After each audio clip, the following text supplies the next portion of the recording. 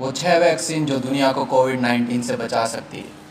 Corona virus से संक्रमण को रोकने के लिए दुनिया भर के वैज्ञानिक वैक्सीन तैयार करने के लिए कड़ी मेहनत कर रहे हैं ताकि इस महामारी को रोका जा सके। विशेषज्ञों का कहना है कि जिस रफ्तार से वैज्ञानिक कोरोना वायरस के टीके के लिए रिसर्च कर रहे हैं वो असाधारण है। इंसानों पर परीक्षण की प्रक्रिया भी 3 चरणों में पूरी होती है। पहले चरण में भाग लेने वाले लोगों की संख्या बहुत छोटी होती है और वे स्वस्थ होते हैं।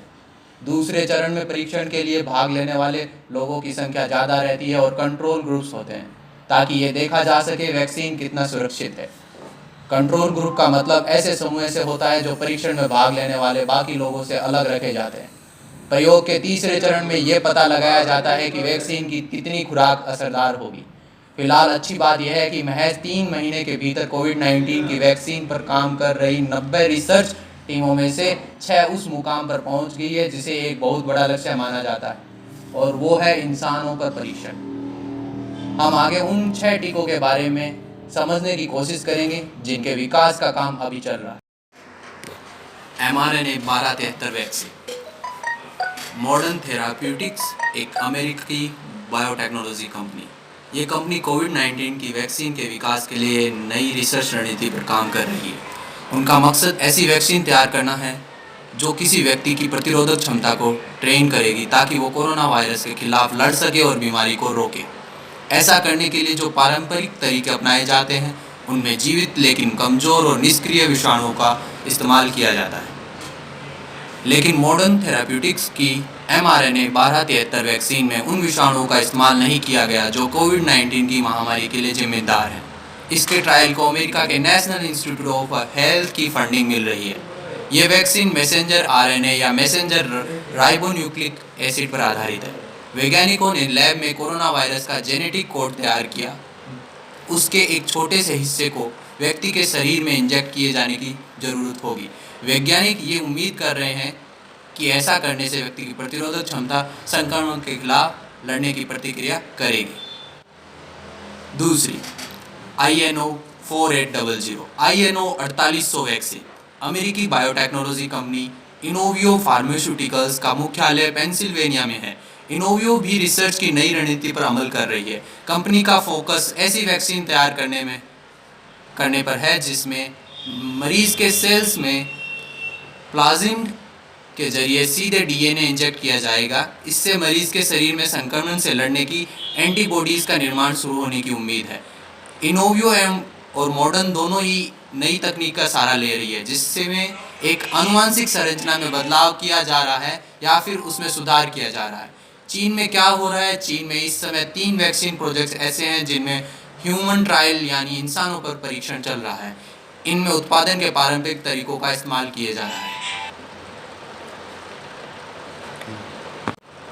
AD5 NCOV vaccine.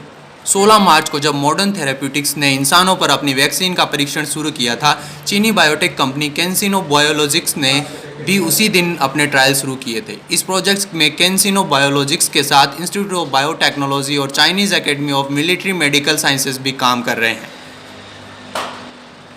चौथी AD5 NCOV वैक्सीन में एडेनो वायरस के एक खास वर्जन का इस्तेमाल बतौर वेक्टर किया जाता है। एडेनो वायरस विषाणु के उस समूह को कहते हैं जो हमारी आँखें, श्वास नली, फेफड़ों, आंतों और नर्वस सिस्टम में संक्रमण का कारण बनते हैं।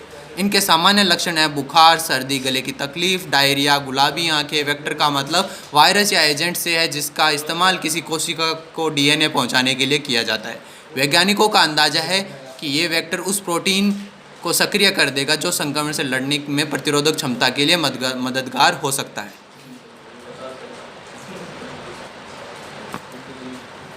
पांचवी LVMENP DC वैक्सीन। चीन के ही शंजेन जिनोमिन मेडिकल इंस्टीट्यूट में एक और ह्यूमन वैक्सीन LVMENP DC का परीक्षण भी चल रहा है।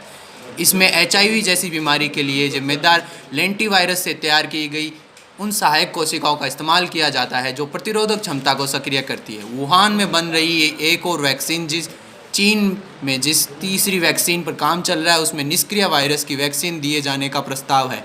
इस पर वुहान बायोलॉजिक्स प्रोडक्ट इंस्टीट्यूट में काम चल रहा है। इस वैक्सीन के लिए निष्क्रिय वायरस में कुछ ऐसे बदलाव किए जाते हैं जिनसे वो किसी को बीमार करने की अपनी क्षमता खो देते हैं। डॉक्टर का कहना है वैक्सीन तैयार करने के लिए सबसे सामान्य तकनीक है। ज़्यादातर वैक्सीन इसी प्रक्रिया से तैयार किए जाते हैं। इसमें मंजूरी लेने की अड़चन कम आती है, इसलिए अगर अगले 12 से 16 महीनों के बीच कोई वैक्सीन तैयार होने वाली है तो वो इसी तकनीक पर आधारित होगी। छठी, CHAdOx1 वैक्सीन। ब्रिटेन की ऑक्सफोर्ड यूनिवर्सिटी के जेनर इंस्टीट्यूट में CHAdOx1 वैक्सीन के विकास का काम चल रहा है। 23 अप्रैल को यूरोप में इसका पहला क्लिनिकल ट्रायल शुरू हुआ। जेनर इंस्टीट्यूट के वैज्ञानिक भी उसी तकनीक पर काम कर रहे हैं जिस पर चीनी कंपनी कैंसिनो बायोलॉजिक्स रिसर्च। व्यापक उत्पादन की चुनौती। भले ही कोविड-19 की बीमारी का इलाज युद्ध स्तर पर खोजा जा रहा है, लेकिन जानकारों का कहना है कि इस बात की कोई गारंटी नहीं है कि इनमें से कोई टीका काम करेगा या नहीं। अभी ये मालूम नहीं है। उदाहरण के लिए कोई नहीं बता सकता कि इन वैक्सीन्स की अप्रत्याशित प्रतिक्रियाएं क्या हो सकती है, या अलग अलग और एक प्रभावशाली वैक्सीन तैयार करना, उसे मंजूरी मिलना केवल पहला कदम होगा।